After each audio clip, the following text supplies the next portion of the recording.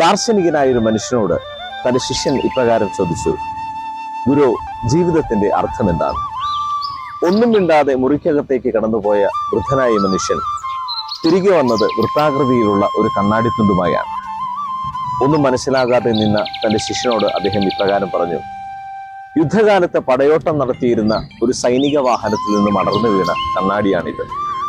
ഞാനിതിനെ ഉരച്ച് മിനുസപ്പെടുത്തി രൂപമുള്ളതാക്കി മാറ്റി.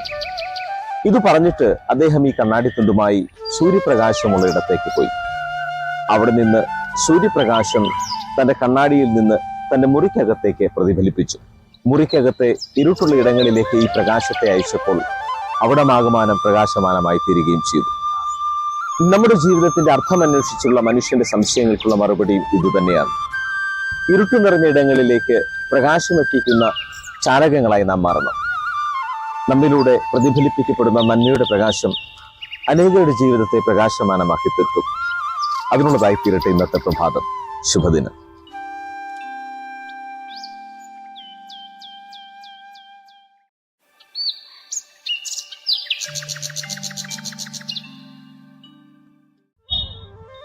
ദാർശനികനായ ഒരു മനുഷ്യനോട് തന്റെ ശിഷ്യൻ ഇപ്രകാരം ചോദിച്ചു, ഗുരു, ജീവിതത്തിന്റെ അർത്ഥം എന്താണ്?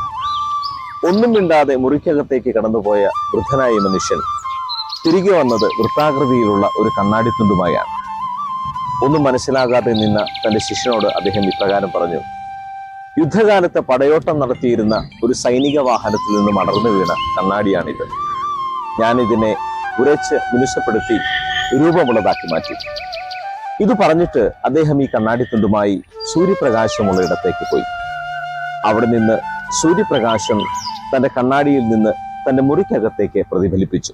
മുറിക്കകത്തെ ഇരുട്ടുള്ള ഇടങ്ങളിലേക്ക് ഈ പ്രകാശത്തെ അയച്ചപ്പോൾ അവിടമാകമാനം പ്രകാശമാനമായി തീരുകയും ചെയ്തു.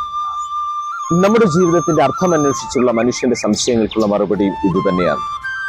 ഇരുട്ടു നിറഞ്ഞ ഇടങ്ങളിലേക്ക് പ്രകാശമെത്തിക്കുന്ന ചാലകങ്ങളായി നാം മാറണം.